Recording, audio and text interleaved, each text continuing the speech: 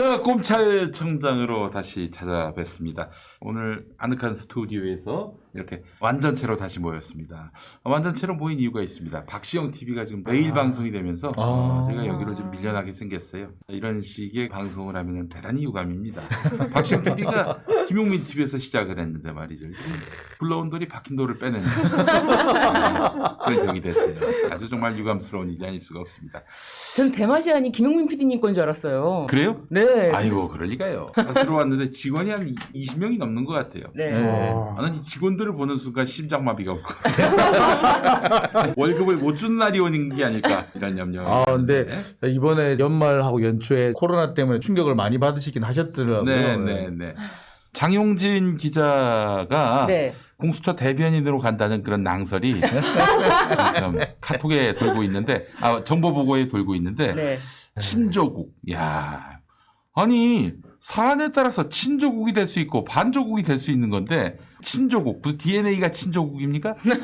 아니 재판에 들어가서 맞는 건 맞고 틀린 건 틀리다고 얘기한 게 친조국이면 지금 윤석열 검찰총장이나 아니면 뭐 예를 들면은 사법농단 판사들한테 가서 그 판사들 유리하게 쓰면 친사법농단입니까? 말이 안 되잖아요. 말이 안 되는 얘기예요. 저 장영진 기자님 공수처 대변인 갑니까? 아이고, 전 진짜 공고가 떴는지를 몰랐어요. 공고 뜰지를 모르고 있었고 그 시간대에 제가 사실은 어제 다스베이더 출연하고 있었거든요. 네. 이거 떴나요? 지금? 떴대요. 몰랐어. 네, 떴대요. 그래가지고 아주 아까 보니까 뜨기는 떴더라고요. 어제 오후에 네. 떴더라고요. 그런데 오후에 정확히 몇 시쯤 떴는지는 모르겠는데 제가 보니까 한 3, 4시쯤 뜬 것 같기는 해요. 근데 그러면은 오늘 아침 제가 9시에 연락을 받았거든요. 형 네. 거기 간다며 네. 이렇게 연락을 받았는데 잠자는 시간 빼고 하면은 실제로 이게 취재 뭐 이런 거 떠들 수 있는 시간이 3시간밖에 안 되는데 네. 누군지 몰라도 되게 부지런하게 아주 적극적으로 찌라시를 돌렸구나. 이거는 정말로 장용진이 갈까봐 미리 선제 조치를 한 게 아닌가라는 의심이 강하게 들어요. 네. 그리고 참 몇몇 부분들 정말 유감스러운 게 공수처 대변인이 4급 서기관인데 네. 서기관의 자리에 가려면은 15년 이상의 경력이 필요해요. 그러면은 이제 제가 불교방송 시절부터 재직증명서를 다 띄러 다녀야 돼요. 네. 그래서 불교방송 거 띄고 파이낸셜 뉴스 거 띄고 아시아 경제 띄고 그렇지. 그다음에 지금 아주경제 거까지 같이 떼야 돼요. 네. 이렇게 되면 총 4군데, 더군다나 현직 말고 전직 3군데를 돌아다녀야 되는데 그러니까 여기 뭐 불교방송, 파이낸셜 뉴스, 아시아경제 여기 소속돼 있는 기자들은 굳이 저한테 연락할 게 아니라 회사 총무처에 가셔가지고 장용진이가 혹시 그 재직증명서 떠갔어요? 라고만 물어봐도 확인이 되는 거예요. 그렇지, 예. 그런데 거기 사람들이 제일 먼저 전화 왔더니까 형 거기 간다며? 용진아 너 거기 가니? 선배 거기 가세요? 나 진짜 이건 깨우는 거야 이거는. 그래요. 한마디로 갈 계획이 없다 이런 얘기인데. 나 몰랐어 가는지도 모르고. 이건 혹시 정영진이가 지원을 했는데 장용진이로. 아니요 정재관이 지원했을 거예요. 정재관이? 네, 정재관이 지원했을 거예요. 네. 나 진짜. 알겠습니다. 우리가 헷갈릴 뻔했습니다. 여러분 우리 장용진 부장은 그럴 분이 아닙니다. 오해하지 마시고요. 자, 오늘도 우리 함께 꼼찰청장의 어제와 오늘 그리고 내일을 함께 이야기해 보도록 하겠습니다. 자, 나오신 분들 소개하겠습니다. 소재인 변호사님 어서 오세요. 오늘 들어오시다가 엎어지실 뻔했어요. 네, 걸려서 넘어질 뻔했습니다. 조심하셔야 워낙에 됩니다. 길쭉길쭉하신 분이라. 그래요. 자, 우리 소재인 변호사님 나오셨고 신유진 변호사님 나오셨습니다. 안녕하세요. 네, 반갑습니다. 더욱 건강하게 돌아오신 네. 우리 신유진 변호사님 감사하고 김태형 기자님 반갑습니다. 안녕하십니까 김태현입니다. 네, 그래요. 특종했어요 며칠 전에. 그 얘기 또 잠시 후에 오늘 했습니다. 오늘 한 겁니까? 네. 정말 하루가 열흘 같습니다. 네. 그래요. 자, 그리고 이번에는 장영진 부장님 아까 소개를 해드렸고 완전체로 모였습니다. 그래요. 오늘 광고부터 합시다. 광고. 예. 네. 명절 앞두고 있는데 여러분들 이번에 명절이 또 비대면 상황이기 때문에 맞습니다. 전을 붙이고 만두를 빚고 그럴 일은 거의 없을 것 같아요. 많은 가족들이 모이면 또 단체로 모여서 음식 준비를 할 수 있을 텐데 그래서 이번 명절은 아주 간소하게 보내게 될 것 같습니다. 자, 이럴 때 노키친 완벽한 밀키트로 시식을 해야 되는데. 그렇습니다. 시식을 해야 되는데 시식을 하면 구로 보건소에서 달려옵니다. 네. 앰뷸런스를 몰고 와가지고 집어넣어버립니다. 그냥. 그렇기 때문에 오늘은 더 여러분 노키친 밀키트 광고만 들으세요. 자, 노키친은 부엌이 필요 없다는 의미에서 노키친입니다. 이런 경험 많이 하셨을 거예요. 키친과 치킨을 헷갈리는 경우. 네, 그렇지 않습니까? 네, 그래요. 치킨은 키친에서 먹는 거죠. 맞습니다. 자, 노 치킨이 너무 많이 아닙니다. 들었어. 노 키친, 노 키친. 특히 그 한식은 손이 많이 가고 네. 조리 시간이 깁니다. 하지만 노 키친은 세척부터 손질까지 완벽하게 준비된 재료와 40년 노하우가 담긴 양념과 레시피를 함께 보내드립니다. 심지어는 이 밀키트 안에 네. 퐁퐁까지 들어갔다는 소문도 있는데 나중에 설거지할 필요 없다. 야. 뭐 그 퐁퐁까지는 안 들어갔고, 예, 퐁퐁까지 들어간 건 아니고. 자, 누구나 따라할 수 있는 레시피대로 딱 10분만 배우고 볶으면 유명 맛집에 갈 필요가 없는 명품 요리가 탄생합니다. 맛있어요. 네, 노키친은 현재 김용민닷컴에서 가장 인기 있는 제품 중에 하나인데 돼지 곱창, 봉골레 칼국수, 고추 잡채와 꽃빵, 그리고 배짓 부대찌개. 배가 찢어진다. 아. 배가 찢어진 게 부르다는 나 거죠. 찐 나오면 싫어요. 나 힘들어요. 그래요. 예. 알겠습니다. 배짓 부대찌개, 그리고 떡갈비 스테이크, 태국 안가도 커리, 그러니까 태국 안가도 안가도 진짜 커리는 맛있어요. 네, 카레 맛을 볼 수 있다. 태국 안가도 커리, 더불어 황태구이 등 다양한 밀키트가 준비되어 있습니다. 꼼찰청장에서 먹방을 많이 한 제품이 바로 노키친이기도 한데 그만큼 맞아요. 맛있고 양 많고 저렴해서 꼼찰청장이 강력 추천하는 제품들입니다. 배고프다 갑자기. 양이 진짜 많더라고요. 그래요. 특히 정말. 돼지 곱창, 봉골레 칼국수. 아 이거 정말 맛있었어요. 네, 봉골레 정말 맛있어요. 아, 태국 안가도 커리. 네, 이것도 저 그거 네. 먹었는데 네. 코코넛 밀크가 따로 들어있거든요. 그렇습니다. 그거를 딱 넣으면은 오 향이 풍미가 너무 맞아요. 좋아지고 저희가 이제 인스타그램에도 조리하는 과정을 올렸는데 네. 너무 맛있었어요. 저희 아들은 배집 부대찌개하고 음. 떡갈비 스테이크 떡갈비 정말로 좋아해요. 떡갈비 스테이크 양 진짜 많아요. 네. 너무 맛있어요. 와, 그래요. 너무 맛있어. 고추 잡채와 꽃빵도 정말 맛있었어요. 아, 그래요?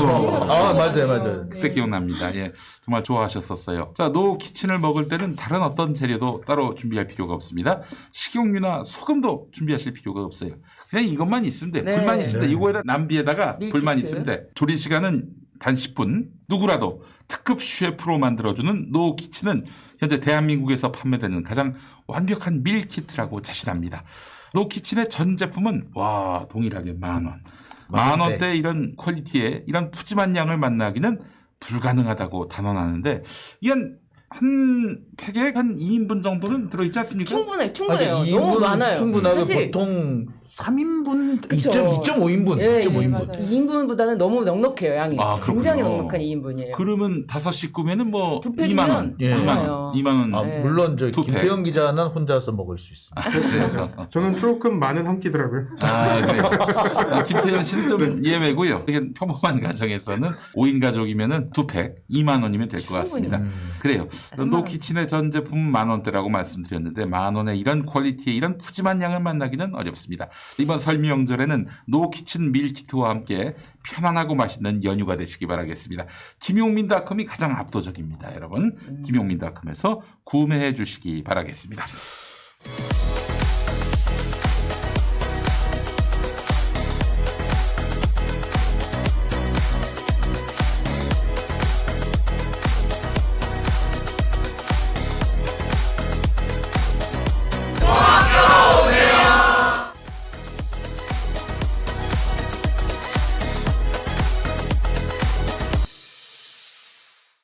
김태형 기자님 특종 얘기부터 좀 해볼까요? 어. 한동훈의 휴대전화를 이제 들여다 볼 수 있게 됐다. 네, 이 저희가 기사가 널리 퍼져야 되는데. 네, 사실 저희가 이제 네이버에서 탑으로 나오면 참 좋을 텐데. 그러니까 그치. 이거 네이버 탑 기사인데 요즘 전부 다 조선일보, 중앙일보, 동아일보 얘들이 그냥 싹 차지하고 있으니까 저희들은 뭐 들어가지도 못하고 참 안타깝습니다. 여러분 네. 클릭 많이 해주세요. 네. 네. 네. 이 기사를 기사 제목을 좀 읽어주세요. 네, 한동훈 아이폰 풀 기술 국내 도입됐다.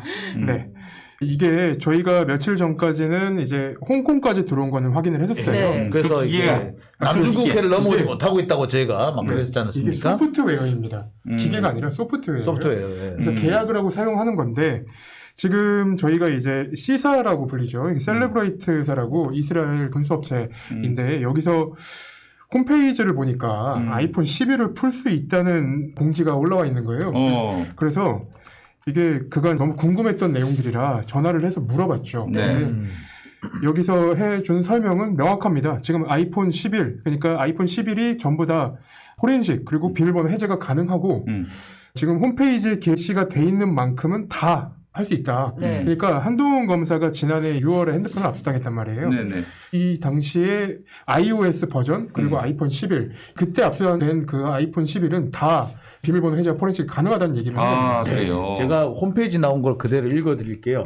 Unlocking and extraction for the latest Apple iOS device. 그러니까 뭐냐면은 최신 애플 iOS 디바이스에 사용되는 모든 기계를 다 언락킹 풀 수 있다. 그러면서 including all iPhone 모델, 아이폰 4S2, 아이폰 11, 아이폰 12는 빠지고 아이폰 11까지는 얼마든지 할 수 있다. 아이폰, 아이패드 미니, 아이패드 프로, 아이팟 터치, 네. 러닝 iOS 5 to iOS 13.41까지. 저쪽에 이제 댓글 보면은 김태현 기자 영어 질문했냐 그러는데 아닙니다. 이거 셀러브레이트 코리아에 질문을 한 거예요. 셀레브라이트. 그러니까 지금 저희가 얼마 전까지 홍콩에 온 것까지 확인했다 그랬잖아요. 네. 홍콩 지사에 연락을 해가지고 했다 그러는데 이 셀러브레이트사가 국내 지사가 있었던 모양이에요. 그러니까 아마 담당자가 있었던지 했던 것 같은데 거기에서 공지를 올렸어요. 그러니까 그러면서 된다라고 한 거죠. 그리고 이걸 볼 때 지금 보면은 이제 기술 개발될 때까지 한동훈 뭐 하면 안 된다라고 했다고 한 이성윤 서울중앙지검장이 되게 황당한 주장을 했다라는 기사들이 이번 주에 막 우수수 쏟아졌었어요. 근데 황당한 얘기가 아니고 말 그대로 며칠만 기다리면 되는데 왜 안 하려고 그러니 이 말이었거든요. 그 말이었군요. 네. 저 근데 기술- 그걸 마치 뭐 몇 년씩 걸리는 것처럼. 그러면은 저 기술을 이제 검찰에서 사용하기 위해서는 어떤 계약 체결이나 네. 저 소프트웨어를 사오는 그런 과정이 또 필요하겠네요. 네. 그래서 제가 이제 검찰 쪽과 계약이 됐는지 여부도 물어봤는데 네. 그 부분은 사실 기밀이라 얘기해 줄 수가 없다고 얘기하더라고요. 근데 저희 기사가 나가기 한 1시간 전에 박범계 법무부 장관이 한동훈 검사장 휴대폰 포렌식을 시사를 했습니다. 그분이 박범계 법무부 장관이 청문회 당일에도 우리가 업데이트된 계약 관련한 보고를 받았다. 그렇기 때문에 진행이 될 가능성이 있어 보였었거든요. 저는. 그래서 여기를 계속 확인을 했던 거고요. 그래서 난 계속해서 확인했는데 이 공지가 딱 뜬 걸 보고 저희가 이제 바로 추가 취재를 하고 있었는데 그 와중에 조중동에서 이성윤 검사장의 황당한 변명, 황당한 이유를 대면서 한동훈한테 무혐의 결론을 안 내리고 있다 뭐 이런 기사들이 막 나갔었죠. 무혐의를 내라는 얘기죠. 그렇죠. 네. 근데 그 그러면서- 황당한 얘기 아니었던 네. 거죠. 그러면서 더 중요한 거는 이게 다른 사건에 비해서 반드시 포렌식이 필요하지가 않다. 그렇기 때문에 이거는 포렌식 여부와 관계없이 지금까지 수사한 내용만으로 충분히 무혐의 결정을 내려야 한다. 이것이 다 검사들의 입장이었거든요. 그렇습니다. 그렇기 때문에 이걸 적극적으로 하려면은 적극적인 지시가 필요할 것 같아요. 네. 그리고 저희가 사건 초기부터 같이 좀 황당하다는 얘기를 해왔는 게 이 수사 검언유착 사건이 벌어지고 난 뒤에 이동재 전 기자가 구속되기 전까지 휴대전화랑 노트북을 압수당하기 전까지 이 양반이 굉장히 열심히 지어왔어요. 그렇기 때문에 검사들, 그러니까 수사팀에서 이동재 전 기자의 핸드폰이나 노트북에서는 아무것도 건지지 못했습니다.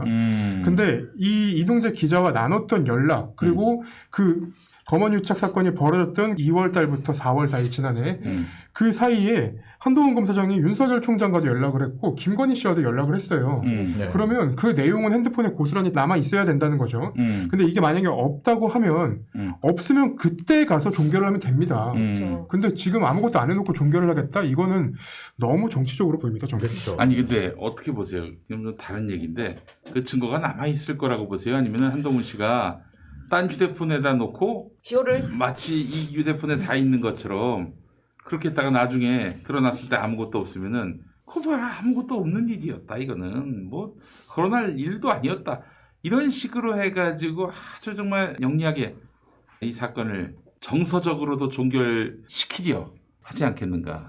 근데 그때 가서 아무것도 안 나온다면 아무것도 안 나오는 대로 비판의 여지가 있는 거예요. 왜냐하면 어떤?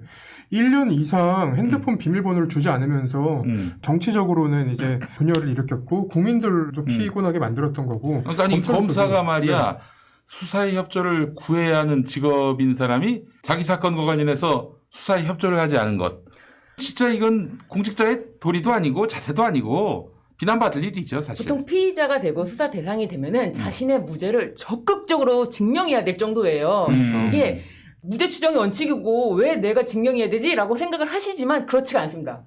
무조건 자신이 무죄를 거의 증명해야 되다시피 해야 되는 것이 지금 시스템인데 그렇죠. 검사는 돈 뒷짐짓고 아무런 협조 없이 해볼 테면 해봐라. 해볼 1년 테면 동안. 해봐라. 맞아요. 증거가 없으면 없다고 그거를 밝혀야 되는 것이 자신의 본분을 다하는 건데 만약에 김용민 PD님처럼 아무것도 안 났다. 그건 진짜 나쁜 놈. 진짜 나쁜 놈이죠. 그거는 제가 볼 완전 때는 그거 일부러 네. 수사에 혼선을 주기 그런 위해서 거죠. 일부러 그런 거거든요. 이거는 네. 거의 명백해지기 때문에 오히려 그거야말로 진짜 문제가 될 수 네, 있다고 저는 봐요. 그렇게 봅니다. 그래서 일단은 한동훈 검사장이 여태까지 핸드폰을 공개하지 않은 부분도 비판의 지점이 되는 거고 그리고 지금 윤석열 총장의 징계 사유 중에 한동훈 검사장에 대한 수사 지휘권 있죠. 남용이 있었단 말이에요. 그러면 그 당시에 왜 그랬는지도 의문으로 남게 되는 겁니다. 그렇죠. 이렇게 죄가 없이 깨끗하다면 그 당시에 네. 왜 그 수사를 못하도록 그렇죠. 그렇게 방해를 한 것인지 거기에 대한 해명도 필요하겠죠. 그렇죠. 그리고 이동재 전 기자가 이제 보석으로 석방이 되었다 뭐 이런 얘기들이 나오는데 그건 이제 구속 기간이 만료돼서 네. 그냥 만료로 이제 석방되는 어쩔 수 것보다는 없는 보석으로 거군요. 조건을 붙여서 이제 석방하는 것이 법원 입장에서는 재판 진행하는 것이 더 편하기 때문에 그런 것 같고 이동재에 대한 공소장을 읽어보면 거기 피고 있는 이동재와 그 백모 기자 두 명이지만 사실 공소장 구조 자체는 한동훈과의 공범 관계로 거기다가 한동훈 검사만 끼워 넣으면 되게 공범 관계로 공소장이 만들어져 있는 거예요. 사실 한번 읽어보시면 아시겠지만 그렇죠. 예. 그런데 이제 이동재 전 기자 같은 경우는 본인 노트북에 있는 증거들을 모두 삭제를 했고 그다음에 당시에 그 상사와 주고받았던 카카오톡 메시지도 또 모두 삭제를 했단 말이에요. 그럼 아무것도 증거를 볼 수 없는 상황에서 만약에 결백하다면 그 증거들을 남겨놓아서 항변을 진 변호사님 말씀하신 것처럼 항변을 해야 되는 건데 그런 거에 대한 전혀 항변도 없이 무조건 나오지 않는다. 이렇게 하는 것은 좀 맞지 않죠. 저는 근데 여러분들이 이거를 보시고 나도 만약에 수사 대상이 되면은 뭐 핸드폰을 버린다거나 검사들처럼 아유, 큰일 안 났네. 된다거나 만약에 비밀번호를 안 풀어줘서 끝까지 안 하게 하잖아요. 그러면 어떤 사유를 찾아내서라도 구속 사유를 만들어내고요. 아 그래요. 하고 싶습니다. 아, 사람이 털면 다 나온다. 그런 뭔가 이념으로 미친 듯이 그때부터 아니 이것이 검사를 지금 우롱해? 라는 생각으로 미친 듯이 텁니다. 그래서 여러분들은 그렇게 할 수가 없고요. 오로지 검사들만 이렇게 하고 있다. 그래서 지금 꼼찰총장이 있는 겁니다. 야 이거 진짜 열받는데요? 나 그렇게 하려고 했거든. 안 돼요. 아니 한동훈이니까 가능한 일이었어요. 네, 아유. 검찰들이 그렇게 하기 때문에 우리가 이 프로그램을 하고 있잖아요. 정경심 교수가 첫 번째 구속이 된 이유가 그거예요. 호텔에서 사용했던 흰색 노트북이 있는데 그 노트북을 제출하지 않아서 구속이 된 거예요. 아, 그래요? 증거인멸을 우려했기 그 때문에. 노트북은 없어요. 저 안 가지고 있어. 저 그런 거 가진 적 없어요.라고 했는데 아니야 있어 분명히 있어.라고 한 거예요. 그래가지고 이분이 구속된 거고 어떻게 지금도 있는 걸 마찬가지예요. 확인했어요? 있는 걸 확인했어요? 못했습니다. 아무도 확인 본 사람이 없어요. 없을 수도 있네. 네. 아니 그게 뭐냐면은 뇌피셜로 한 증거 아닙니까 그러면? 그러니까 노트북 가방이 있으니까 노트북도 있겠지 이거예요. 아니에요. 노트북 가방 팔아요. 그렇죠. 노트북 가방 안에 서류를 넣어놨다고 설명을 했는데 네. 그 안에 노트북이 있었을 거라고 얘기를 하는 거예요. 그리고 아이패드를 했다고까지 설명을 했는데 그거를 그냥 구속영장 발부의 사유가 됐던 거고요. 야 이거 좀 너무하네 진짜. 그러니까. 네. 그리고 최근에 이제 이동재 전 기자 관련해서 검언유착 수사 관련해서 이동재 기자랑 백모 이제 후배 기자한테 백승호 기자한테 이거 녹음 지워라라고 네. 얘기했던 백모 팀장 있잖아요. 네네네. 그분은 네, 팀장. 불기소예요. 무혐의예요. 네. 그 지워라라고 얘기했던 거는 증거인멸 교사를 한 건데 그렇죠. 그거는 다 무혐의가 나왔습니다. 음. 왜냐하면 증거가 없기 때문에 네. 그렇게 되는 거죠. 뭐야 이게 도대체. 지금 한동훈 검사에 대해서 불기소를 해야 된다 이런 언론 기사들이 검사들이 그렇게 주장했다는 그런 기사들이 많이 나오는 걸 저도 봤는데 아마도 이건 공수처 모두들 다 예상하는 추측이시겠죠. 공수처 출범에 앞서서 먼저 무혐의 처분을 할 필요성이 이제 검찰로서 그렇죠. 존재하지 않았나 이런 생각이 그러니까 들고 예 공수처에서 분명히 재수사를 한다고 들어갈 거예요. 근데 네. 그때 언론 플레이라든지 여론전을 하기 위해서는 무혐의를 만드는 게 자기들 훨씬 네, 유리한 거죠. 필요했을 것 같습니다. 저는 뭐 항고도 할 수 있고 재정 신청도 할 수 있다고 얘기하시지만 다들 핸드폰을 돌려주는 게 목적이었던 것 같아요. 빨리 그렇죠. 돌려받는 맞아. 빨리 돌려받는 돌려받는 거지. 지금 그 안에 뭐가 있는지 모르겠지만 없는 게 가장 좋다. 없어지는 게 좋다. 뭐 그런 판단이 아니었을까 싶습니다. 그래요. 참 너무 화가 나네. 네. 진짜 화가 나요, 진짜. 화가 나죠. 근데 만약에 휴대폰에 네. 뭐 정말 증거들이 많이 나와요. 네. 많이 나왔음에도 불구하고 빠져나갈 구멍을 또 모색하지 않을까. 오늘 보니까 우병우가 또 엄청난 짐을 덜었더만요. 야, 이게 완전히 지금 1년 나왔어요. 법 지식인들, 법 기술자. 법 기술자들, 뭐 법률가죠. 우병우도. 이런 사람들은 죄가 있어도 죄를 덜 수 있는 그 지혜가 있는 것이고, 우리 같이 법에 대해서 문외한인 사람들은 삐끗했다가는 바로 그냥 왕창 징역살이를 해야 되는. 뭐예요? 정의와 법리로 죄 무죄를 판단해야지. 법을 아느냐 마느냐 이걸 갖고 대우가 달라진다면은 누군가는 큰 불이익을 당하고 누군가는 요리조리 빠져나갈 구멍을 찾을 수 있고. 이러면은 법감정이라는 게 국민들이 마음이 편하겠어요, 어디? 법을 안다고 봐주는 건 아니고요. 최강욱 의원 보세요. 그 양반이 몰라서 지금 그게 당하고 있겠습니까?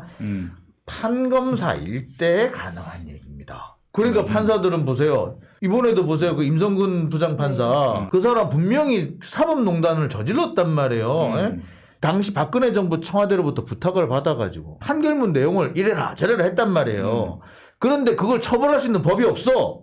이런 상황을 만들었다는 게 이게 뭐겠습니까? 빠져나갈 사람들은 판검사들만 빠져나가는 거예요. 되게 재밌는 게 법원에서는 검찰의 수사권 남용이라든가 검찰권의 남용을 굉장히 너그럽게 생각을 하잖아요. 네. 검찰이 수사하는 과정에서 뭐 그럴 수도 있지라고 판단을 하는데 사법농단 재판만 가면은 이렇게 검사들이 초라할 수가 없습니다. 검사들이 공소권 남용 부분이 나오면 뭐 사법권 남용, 검찰권 남용을 한다고 하면 법원에서 무조건 제재를 합니다. 예를 들면 디지털 포렌식을 하는 과정에서 이미징 작업을 하는 과정에서 1224라고 검색을 해야 되는데 별 1224 별로 검색을 한 거예요. 이거 위법수집 증거 됐습니다. 별을 넣었다고? 네. 영장에 안 들어갔기 진짜요? 때문에 영장에 그 기록이 안 됐기 굉장히 때문에. 철저하게 적용을 해주네요. 네. 위법수집 증거에 대해서. 지금 법원은 완전히 무죄로 가려고 작정을 하고 있어요, 지금. 그 사법농단에 관해서는. 네. 그리고 하나만 더. 네. 오늘 저기 판사 탄핵 있었는데 네. 법원 내부가 들끓고 있다 이런 보도 사실입니까? 아니요, 판사님들 그렇게 들끓는 사람들은 아니고요. 연합뉴스가 그렇게 보도했어요. 이런 상황이 되면 사실 판사님들은 조용합니다. 예. 속으로는 불쾌하게 할지는 몰라도 이럴 때일수록 정말 말 안 할 거예요. 그리고 또 한 가지는 뭐냐면 임성근 부장판사 같은 경우에 사실 이 사람을 동정해주는 여론은 거의 없어요. 아니 맞아요. 그런데 그걸 여쭤보는 이유가 뭐냐면은 연합뉴스가 그래서 과장 보도를 했다는 점도 있고요. 또 하나는 판사들이 결국에는 대한민국에 있는 모든 형사적 피의자들은 법원이 그 죄가 있고 없음을 판단하잖아요. 네.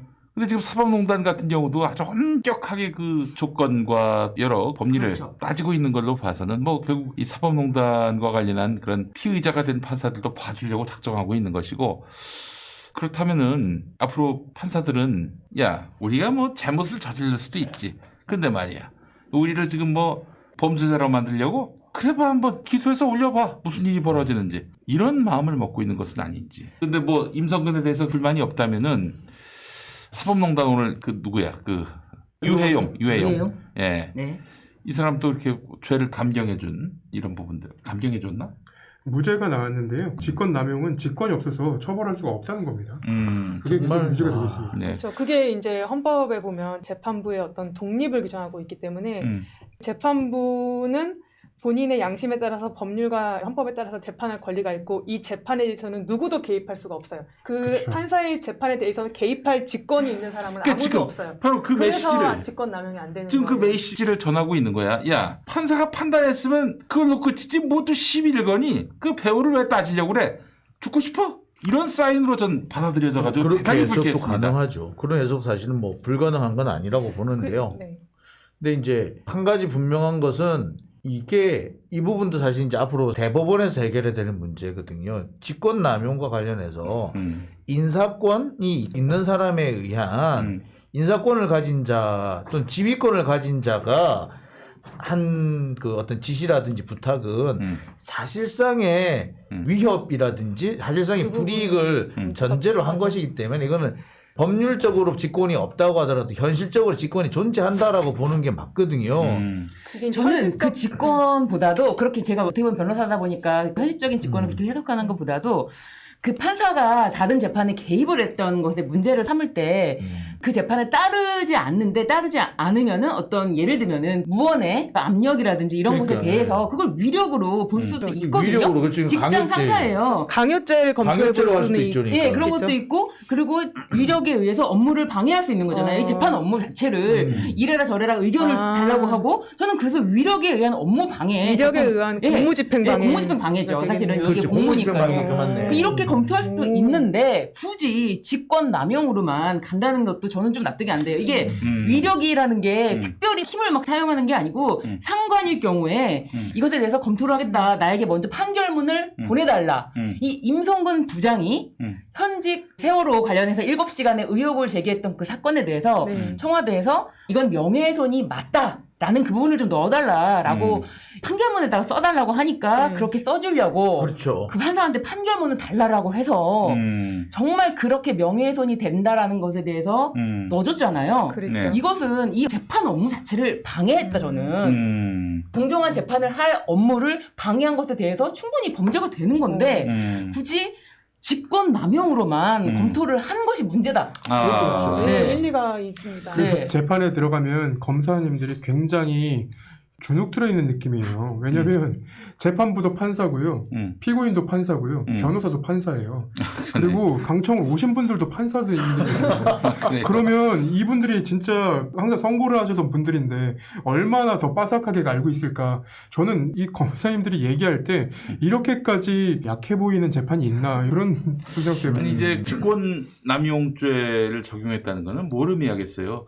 그게 무죄가 날 확률이 대단히 높잖아요. 사실 알고 있었어요. 왜냐하면 네. 대법원이 그쵸. 그 전에 판단을 했거든요. 그렇게 그렇게 판단을 바꾼 지가 얼마 안 됐는데 네. 그 직권은 있는 직권을 남용해야 직권 남용이다. 없는 직권은 남용할 수가 없지 않냐라고 대법원이 판단을 했는데 그런 판결문을 다 알고 있으면서도 굳이 직권 남용으로 공소 제기를 했다는 것은 그 자체가 일단 의심할 만하다. 저는 그렇게 사실 보여요. 이거는 만약에 직권 남용뿐만 아니라 주의적 공소사실이나 예비적 공소사실 형태로서 예비적 공소사실로 위력에 의한 공무집행 방해를 넣을 수도 있어요. 그리고 위력이라는 게 상당히 광범위하더라고요. 맞습니다. 예. 사실 그 아시잖아요. 안희정 네, 그러니까요. 안희정 도지사 같은 거기까지만 얘기하려고 경우에도 했는데 제가 아시잖아요. 여기까지만. 뭐 폭행을 행사한 게 아니라 이 사람의 존재 자체가 위력이라고 그때 판단을 했단 그러니까 말이에요. 위력을 걸어서 이 판사들의 책임을 물어야 되는데 사법농단 판사들의 그렇죠. 책임을 그럴 수 물어야 되는데 있는데 이 판사들한테 굳이 너무나 약하게. 이게 빠져나가기 쉬운 무죄로 빠져나가기 쉬운 직권남용을 걸었다는 점. 네. 아, 저기 공무집행 방해죄는 구성 요건이 폭행 또는 협박이어서 위력은 들어가지가 않고 네. 업무 방해의 경우에 네, 네. 위력이 업무 업무 방해. 방해. 업무 네, 방해. 그러니까 협박 같은 경우에도 사실 이 사건에서도 강요죄가 검토되기는 했는데 아마 협박이라고 보기 어려워서 이제 강요죄도 무죄가 된 것 같은데 강요의 협박이라는 것에 대해서 조금 해석을 달리 할 수도 있을 것 같아요.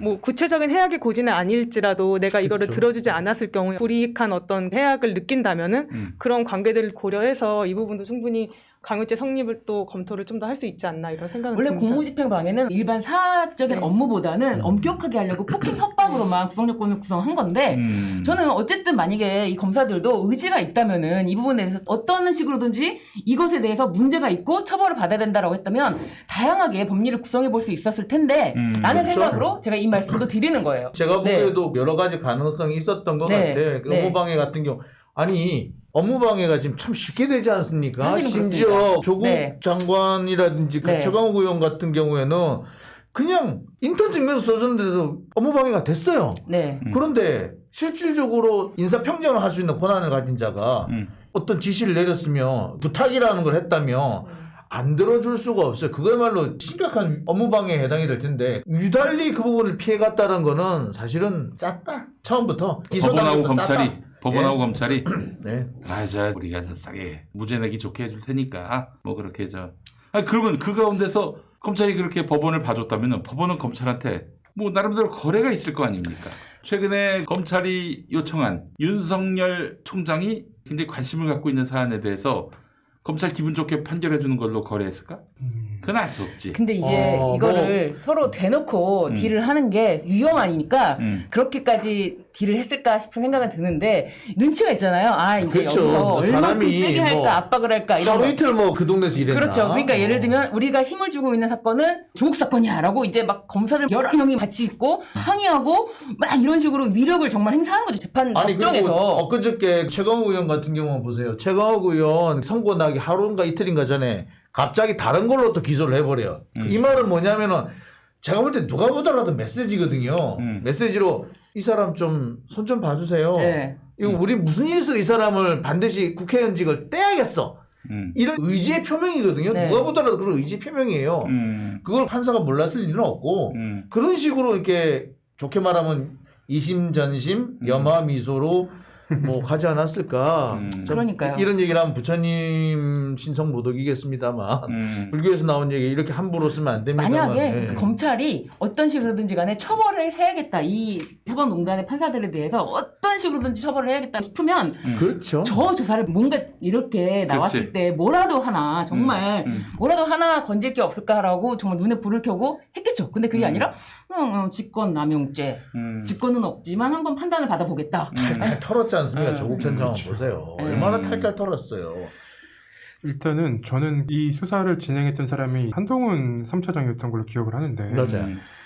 이게 수사를 잘한다라고 소문이 났던 이유가 뭔지를 모르겠습니다. 그러니까 재판에 들어가서 마음 먹은 거는 반드시 네. 해결한다. 그런 반드시 부분이니까요. 기소를 한다. 자기가 마음 먹은 거로만. 그러니까 그 수사 과정에서 기자들한테 이제 어떤 판사님이 오실 겁니다. 어떤 판사님이 이런 얘기를 했습니다라고 하면서 그 판사님들을 그 당시에는 벌벌벌 떨게 할 수 있었을 것 같아요. 수사 과정에서 재판에 넘겨졌을 때 이게 무죄가 이렇게까지 나온다는 건 수사가 실패했다는 거고 책임을 져야 된다는 얘기인데 그에 대해서는 아무도 언급하지 않고 그거는 있습니다. 이제 뭘 말하냐면은 원래부터 검찰의 수사는 수사까지예요. 무죄가 나오는 것까지는 별로 신경을 안 써. 사실 그래서 많은 사람들이 실제로 엄청난 이유로 그 죄목으로 잡혀가서 1심에서는 뭐 이상한 얘기 다 되는데 막상 최종적으로 무죄 나오는 사람 되게 많아요. 그렇죠. 지금은 없어졌습니다만 옛날에 대검에 중수부가 있을 때 중수부 무죄 비율이 엄청 높았어요. 보통 사건에서 무죄 비율은 사실 10%가 안 되거든요. 중수부 사건의 무죄 비율은 30%가 넘었어요. 그것도 뭐까지 포함해서 별건 된 것까지 포함해서 그러니까 별건으로 유죄가 났으면 유죄를 인정해버려서 한 거지 실제로 본건 무죄로 계산해보면 그보다 훨씬 높아요. 그러니까 그게 뭐냐 대검 중수부도 그랬단 말이에요. 얘들은 목적이 뭐냐 정치적인 수사를 해서 그 사람을 완전히 박살내고 정치적으로 완전히 바보 만든 다음 그렇지. 그게 목적일 뿐이지 예. 이 사람을 진짜 벌 주기 위한 목적은 아니죠. 말 그대로 인민재판을 한 게 목적이었던 거예요. 그렇다면 이거 진짜 우리가 사법개혁, 검찰개혁, 기치로 내건 것들 도저히 봐줄 수 없으니 이거 바꿔야 된다라고 얘기했던 것들이 지금 다 드러나고 있는 거 아닙니까? 그렇습니다. 법리에 의해서 공정하게 판단받을 것이다라는 그 기대가 다 허물어지는 거 아니에요. 참. 그래서 이제는 우리가 검사한테 맡겨두었던 국민의 사실 국민으로부터 나온 권한이에요. 모든 권력은 국민으로부터 나오잖아요. 판사가 가지고 있는 그 권한, 검사가 가지고 있는 권한 다 국민들이 부여한 권한이에요. 그 권한을 회수해야 될 때가 왔다. 그래서 제가 볼 때는 뭐라고 생각하느냐. 검찰에게 적어도 이제 법리는 그래. 니들이 기술자니까 해. 이게 사실일까 아닐까. 사실관계 판단은 국민들의 상식으로 하겠다. 이게 뭐냐? 검찰에 있어서는 바로 기소대배심, 기소배심제이고 법원에 있어서는 그 배심원 국민참여재판, 배심원 제도 이런 것들을 빨리 도입을 해야 한다. 그러니까 법리는 당연히 법을 아는 사람들이 해야죠. 그렇지만 사실관계 확인만큼은 이거는 예를 들어서 최강욱 의원뿐만 해도 그래요. 에이 이거 뭐 인턴 한 거는 맞네. 요거는 법리 문제가 아니에요. 사실관계 확인의 문제거든요. 그 다음에 에이 이거 가지고 어떻게 합격을 시켜. 이거 가지고 어떻게 합격을 해. 합격한 걸로 보지는 않는다. 이런 거 사실관계 확인 그 확정은 상식적으로 하는 거거든요. 상식에서 하기 위해서는 배심 재판이에요. 이제 적어도 모든 형사 사건은 배심 재판을 바꿔야 한다. 네. 근데 저는 오늘도 이제 재판을 하고 왔는데 사법농단 사건에서 문제가 되었던 그런 판사님들 있잖아요. 네. 뉴스에 이제 많이 나온 판사님들을 저는 그 중에서 3분에게서 재판을 받아봤어요. 정치 재판이 아니라 일반 재판이죠. 네. 그래서 저는 되게 깜짝 놀란 게 뭐 일주일에 어쩔 때는 뭐 10개도 넘게 재판을 하러 다니기도 하는데 기억에 남는 판사님이 많지 않아요. 너무 재판을 많이 받으러 다니니까. 근데 그럼에도 불구하고 기억에 남는 판사님들이 있거든요. 네. 너무 재판 진행을 못하시거나 정말 잘하시거나 잘하거나 예. 그러면 제가 회사에 돌아와서 판사님 이름을 검색해보고 검색해보고 경력도 싶겠다. 보고 너무 멋있다 판사님 그 존경하는 마음도 갖게 되고 근데 그 3분이 다 그런 분이었어요. 예, 사실 쓰레기? 굉장히 아니요. 잘하는 훌륭한 분이었다고, 분들. 실력 있는 분이었다고요. 오. 그러니까 문제는 일반 사건이 아니에요. 일반 사건에서 그분들은 정말 재판 진행도 되게 잘하시고 꼼꼼하게 보시고. 합리적이고 꼼꼼하신 분들이라는 거예요. 그러니까 왜 그렇게 연류가 됐냐면 항상 이제 자기 업무에 있어서 최선을 다해서 항상 승진가도 대법원까지 쭉 가시는 그런 분들이 정말 조금이라도 내 능력으로 평가를 받는 것만으로 부족하다면 능력 외로도 보여주겠다. 정치적으로. 그렇죠. 정치적으로. 그러니까 무엇이든 1이면 1, 아니면은 이거면 이거 다 보여드리겠다라는 마음으로. 네. 잠시 정의에 눈을 감으면 그러니까 이분들은 사실 뭐 특별하게 누구한테 비비는 것도 아니에요. 잠시 살짝 눈을 감아준 거거든요. 근데 그게 아니죠. 엄청난 거였죠, 사실은. 아니죠. 이걸 시키는 거잖아요. 그러니까 재판 시킨 내용을 거죠. 바꿔라. 시킨 거지, 그러니까. 네, 이건 진짜 엄청난 거죠. 그러니까 다른 당사자들 입장에서는 그러니까 본인 입장에서는 살짝 눈을 감았다 생각할지도 몰라요. 근데 아까 말씀하셨잖아요. 제가 누군지 대충 어느 분인지 알겠어요. 한승 전 부장판사님 같은 경우는 그분은 너무 훌륭한 분이라서 이분은 숨만 쉬고 계셔도 대법관이 될 사람이라고 했어요. 아, 그래요? 예. 그다음에 신광열 부장판사 사실 그분도 재판 하나만큼은 끝내줬어요. 아, 그래요? 그리고 지금 제가 이건- 말한 분이 그분이에요. 그렇죠. 그 중에 한 네. 분이 오. 잘하셨어요. 그다음에 뭐 총 3분 사법농단에 연루됐던 중요한 3분이 있어요. 그분 이름 사실 되게 안타까운 분들 중에 한 사람이었어요. 재판 되게 잘하는 분이었고 법리도 했었고 했는데 그러기 때문에 더 안타까운 거예요. 왜 그랬을까? 그거는 브레이크가 없었기 때문이에요. 브레이크. 그 브레이크는 결국 누가 잡아주느냐? 사실은 배심 재판이에요. 아, 국민들. 예. 그렇지. 배심 재판에서 나온 결론을 갖고 판단을 한다면은 나중에 무슨 뒷말을 들을 이유가 없어. 그러니까 문제는 브레이크거든요. 문제는 그 브레이크가 없었다라는 점. 이분은 누구한테도 법원 내에서도 당당히 칭송받는 분이고 존경받는 분이기 때문에 그분이 그런 판단을 내렸으면 에이 그럴만해. 뭐 이렇게 생각하는 분이었어요. 그래서 더 위험했던 거죠. 사실 정준영 부장판사도 요즘에 욕을 먹고 있지만 그 전까지는 재판 잘하는 분으로 소문났었어요. 아, 그래요? 예, 그다음에 김세원 부장판사였던가요? 김세진 부장, 하여튼 그분 같은 경우에도 사실은 박근혜 전 대통령 1심 받았던 그 부장판사 같은 분도 사법농단에 연루돼서 그렇지. 사실 그분 우수법관이라고 여러 차례 선정되셨던 분이에요. 그리고 지금 논란이 되고 있는 정다주 판사 되게 생각도 우려하지 않았던 분이고 되게 많아요. 들자면 끝이 없어요, 사실은. 그리고 김민수 판사. 개인적으로 김민수 판사가 그 소탈함에 전 너무나 좋아했던 판사거든요.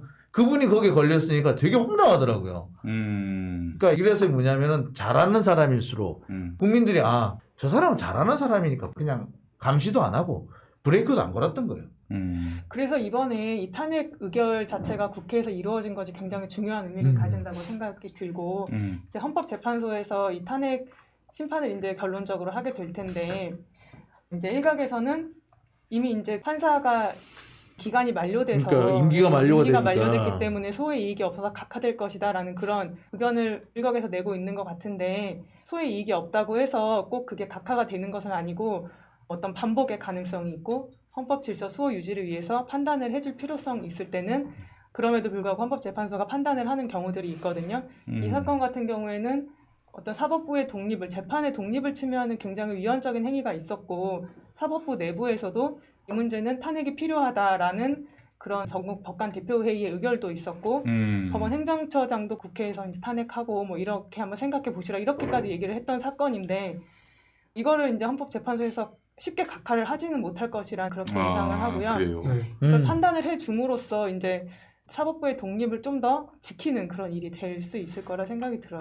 최근에 이제 이게 의결되고 나서 그러니까 헌재로 가기 전에 이제 기사들이 많이 나왔잖아요. 뭐 국회도 통과하지 못할 것이다. 근데 국회 통과할 건 분명히 예상이 가능했고 네. 헌재에서 각하될 것이라고 계속 이제 기사가 나오고 있는데 사실 저는 그런 각하될 거라는 기사를 쓰시는 분들 대부분은 2년 전, 3년 전 일을 다 까먹은 것 같아요. 지금 너무나도 비판이 컸거든요. 그러니까 그 당시에 사법농단에 연루된 판사들이 나와서 변호사 개업을 한다고 했을 때 그걸 지적하는 기사들이 진짜 끊임없이 나왔어요.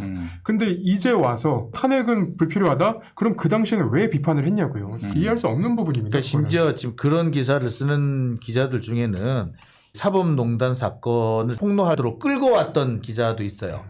그리고 사법농단에 연루됐던 판사들이 무죄 판결을 받고 그다음에 징계에서 정직 이하의 낮은 솜방망이 징계를 받는 거고 그렇게 맹렬하게 비난했던 기자들이 대부분이에요. 근데 이제 와가지고 그 기자들이 앞장서서 기각될 거라고 떠들고 다녀요. 이거는 대단히 정파적이고 정치적인 행동이거든요. 기자가 정치를 하고 있는 거예요 지금. 내가 누구라고 이름은 말 안 하겠지만 내가 얘기하면 누군지 알아요. 아까 말했던 제가 공수처 대변인으로 갈 거라고 그런 헛소문을 퍼뜨린 용의자들과 일치하는데 예, 용의자들 걔들인데 사실 이게 뭐가 있냐면 헌재 결정례가 추락합니다. 이런 관련된 얘기예요. 왜냐면은 현재성이 맞아요. 없고 예, 이런 게 뭐 그렇다고 하더라도 이것이 헌법적으로 해명해야 될 일이 분명하면은 맞아요. 반드시 이거는 비록 지금 당장은 이게 소외 이익이 없다고 하더라도 헌법적 해명이 필요한 일이면 소외 이익이 있다고 봐야 한다.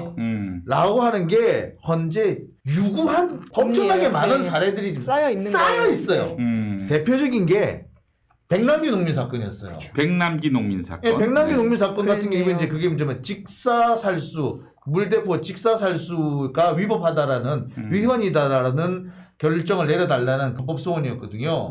근데 직사살수 끝났잖아 벌써. 그랬죠. 이미 끝났고 그분 돌아가셨어요. 네. 그런데 그 다음에 나왔는데 그러면은 이게 소외 이익이 없어서 각하되는 게 맞는데 맞죠. 아니다. 이 일은 앞으로 반복될 수가 있고 이렇게 중대한 공권력의 인권 침해에 대해서는 짚고 넘어갈 필요가 있다. 헌법적 해명이 필요하다라고 해서 위헌이라고 결정 내렸어요. 네, 맞아요. 근데 이제 그 부분은 헌법재판소가 약간 인권 보호적인 측면에서 판단하는 거라서 그렇게 했는데 이거는 탄핵이기 때문에 탄핵 재판은 또 다른 부분이라서 또 그럴 수도 있죠. 예, 그런 부분은 뭐 예를 들면 피하고 싶으면 여러 가지 핑계를 댈 수 있다. 헌법재판소가. 그렇죠. 피할 수는 있어요. 얼마든지 피할 피하려면 수 여러 있어요. 가지 핑계를 댈 수 있는데 또 한 가지 오늘 저는 좀 안타까웠던 게 김명수 대법원장이 녹취록이 나왔는데 그걸 가지고 국민의힘이 마구 이제 맹 비난을 하고 있는 거예요. 근데 저는 그게 너무 의아해요. 이게 김명수 대법원장이 당시에 사실 이렇게 말하면 좀 그렇지만 너무 순진하시다. 정말 너무 순수하시다. 이분이 대법원장이. 그런 생각이 드는 게 이 당사자한테 사표를 수리할 수 없다라는 그런 부분에 대해서 마치 녹취록 상에서는 본인이 비난을 받을까봐 적절하지 않다라고 얘기했지만 차라리 그냥 자기가 이기적인 사람인 것처럼 보여주고 마는 거지 당신은 그렇게 위헌적인 일을 해놓고 어떻게 지금 떳떳하게 사표를 수리해달라고 하냐. 사실 금방 난그 말이었던 그렇죠. 것 같아. 사실 그렇게 말을 해야 되는데 이분이 김명수 대법원장이 너무 뭐랄까 자기가 이제 차라리 당사자한테는 자기한테 비난을 이제 가할 수 있도록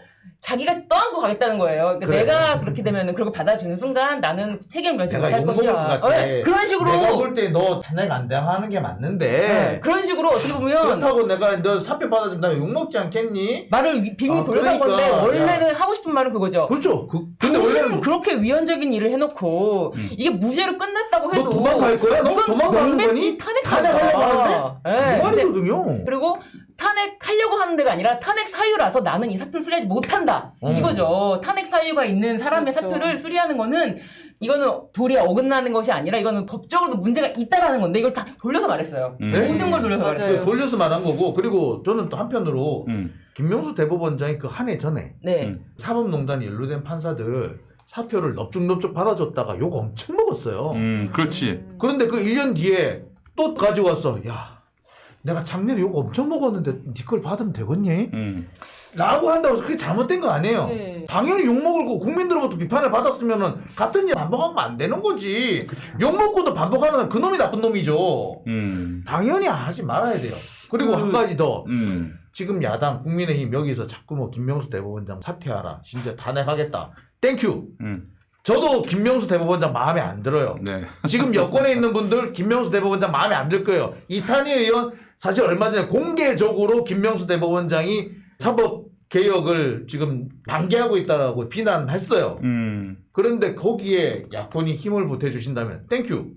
김명수 대법원장 말고 대법원장 하실 분 많습니다. 아니 대법원장을 국회에서 아웃시킬 수가 있어요? 없죠? 국회에서요? 탄핵할 수가 있죠. 탄핵할 수 대법원장. 있죠. 예. 근데 이거는 정말 탄핵 사유 근데 맞아요. 어쨌든 이제 그렇게 해서 다 조금이라도 한 번 마음에 걸리는 사람을 다 이렇게 치는 그런 거로 해서 다 이렇게 또 시청자분들에게 또 비음을 받게 하기 저는 좀 아직은 이분이 임성근 판사가 지금 탄핵 의결되자마자 이런 녹취록이 공개되고 이런 마당에 우리가 김명수까지 그래 나도 김명수 마음에 안 들어 이러면은 우리 아니 그게 뭐냐면 조금이라도 예. 저는 뭐냐면 네. 전에 그 얘기를 한 적이 있어요. 네. 저기 방송통신심의위원회 지금 정현주 전 KBS 사장이 네. 반대하고 있는데 그 야권에서 반대하신대요. 그래서 제가 막 웃으면서 정현주 같은 사람이 갈 때 넙죽 받아라. 막말로 장윤진이 거기 가면 잘라고 그러노. 네. 내가 이런 말을 한 적이 있거든요. 마찬가지입니다. 김명수 대법원장 지금 탄핵 사유도 안 돼요. 그리고 사퇴하실 거라 생각 안 해요. 하지만 굳이 하겠다면 반대는 안 하겠다. 왜? 사실 기다리고 있는 대법원장 감 엄청나게 많다. 그리고 아니에요? 아니 그다음에 또 두 번째 정치공학적으로 생각 못하는 네. 거예요. 정치공학적으로 또 뭐가 있느냐면 지금 문재인 정부가 이제 앞으로 임기가 얼마 안 남았잖아요. 네. 다시 1년 3개월 정도 남았어요. 그런데 지금에 와가지고 대법원장이 바뀐다. 그럼 다음 정부는요 어떻게 하면은 대법원장을 임명을 못할 수도 있어요. 네.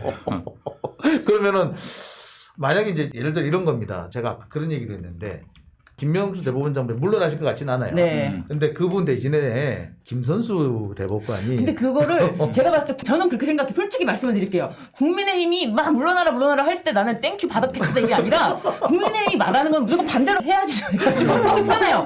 국민의힘이 저렇게 난리치고 막 있는데 그래 그러던가 나는 손 놓고 못 있겠어. 그러면 국민의힘이 좋아할 것 같아. 조금이라도 네. 어떤 이유라도 걔가 같은 생각을 하더라도 쟤네가 저렇게 난리를 치면은 나는 가만히는 못 있겠다. 근데 국민의힘이 비난을 하면은 나는 여기서 무조건 그 사람을 도와줄 거야. 난 가만히 못 있겠어요, 진짜. 근데 지금 사실 본질은 네. 김명수 대법원장과 그 부장판사의 두 말이 본질은 아니에요. 그러니까 사법농단을 저지른 판사에 대한 탄핵이 이루어지느냐 안 이루어지느냐가 본질인데 네. 지금 법원 내부에서도 그런 얘기가 나오는 것 같아요. 이 두 사람의 말이 양 진영의 대표적인 발언이 되고 있는 것 같다. 정치적으로 이용되니까 자중하자라는 얘기를 하는 것 같아요. 그래서 모르겠어요. 저는 지금 사법농단에 연루된 판사가 탄핵을 당하는 게 왜 법원 길들이기인지 왜 이것이 이렇게까지 비판을 받아야 되는지 사실 잘 모르겠어요. 이거는. 그냥 네.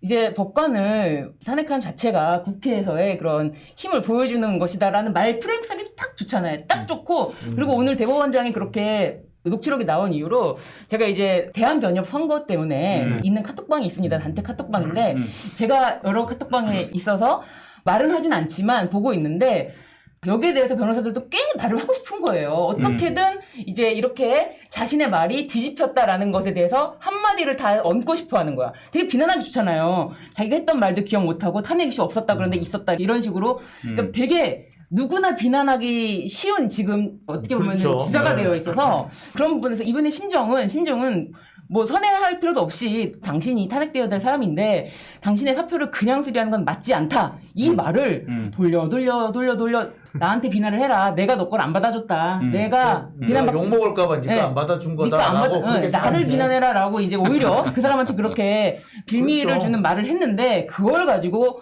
그렇게 공개하면서 그렇죠. 그리고 또 이슈가 있었는데 없었네 하면서 사과를 해라. 아 진짜. 그러니까 이거죠. 네가 싫어 떠난다고 그렇게 오해하고 살아줘 라고 하는 것처럼 내가 싫어서 안 받아주는 걸로 생각하고 그냥 네. 가 이 말이었어요. 정치판사라 대법원장도 결국 정치판사고 더불어민주당의 영향에서 벗어날 수 없었다 이렇게 계속 얘기를 하더라고요. 아니 이게 언론의 탑뉴스로 나갈 일입니까? 판사 탄핵보다?